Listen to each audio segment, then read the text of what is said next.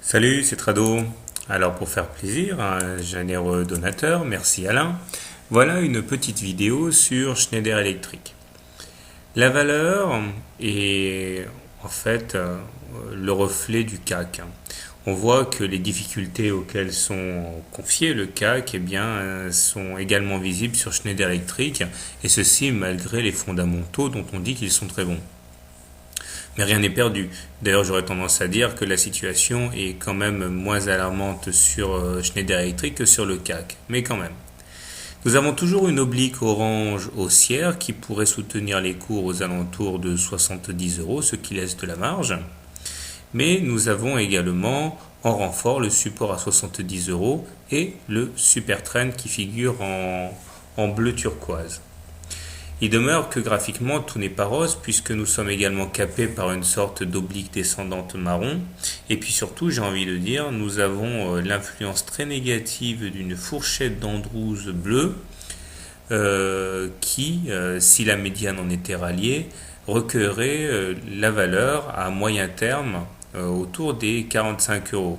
Alors avant de crier au fou, je vous rappelle qu'on vient de très bas puisque le plus bas était atteint à 36 euros en octobre 2008.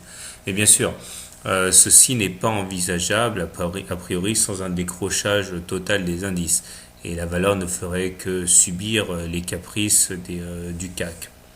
En attendant, les indicateurs techniques, sans être franchement mauvais, ne sont pas non plus bons puisque le MACD, bien que positif, croît son signal à la baisse. Le stochastique échappe de justesse à la zone de survente, mais j'ai l'impression que ce n'est que partie remise. Tandis que le momentum, lui, se love autour des zéros sans parvenir véritablement à prendre une décision. Élément assez intéressant à suivre, c'est le fait que nous ayons a priori rebondi, nous soyons en train de rebondir pour la troisième semaine consécutive sur le niveau de retracement de 23,6% de Fibonacci. Ce n'est pas neutre. Nous avons connu une hausse fulgurante depuis les plus bas que j'ai mentionnés en octobre 2008, puisqu'on est passé de 36 à 82, donc plus d'un doublement de la valeur. Quoi de plus normal que d'avoir une petite respiration, et si on arrive à tenir les 23,6%, ce serait effectivement de très bonne augure pour la suite. Et nous sommes actuellement en train de pérenniser ce support. Ce qui m'amène finalement à la M7 et la M20. Nous voyons que la M20 s'aplatit, donc elle est clairement sans tendance. Tandis que la M7, bien qu'au-dessus des cours, adopte une pente assez menaçante, ce qui signifie qu'elle va donc être une résistance à la hausse.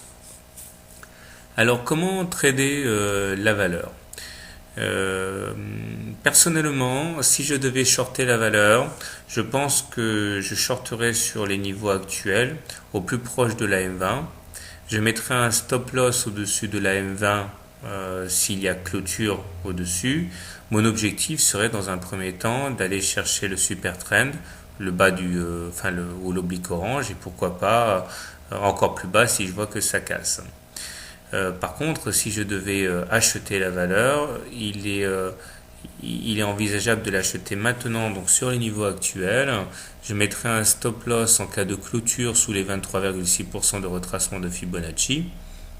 Et puis l'objectif serait un retour sur les plus hauts. Ce qui m'inquiète un petit peu dans ce genre de configuration, c'est que nous sommes vraiment totalement dépendants de l'humeur du CAC, et le CAC, on le sait très bien, si on le suit, est vraiment déprimé. Donc si vous voulez une solution attentiste, vous pouvez également, enfin c'est du moins ce que je ferais si j'étais dans ce cas-là, j'attendrai de voir jusqu'où va descendre le Schneider Electric et puis rentrer lorsque le CAC aura terminé ses petites facéties, et à ce moment-là décider d'acheter la valeur. Voilà, je vous souhaite de bons trades, une bonne semaine. Au revoir.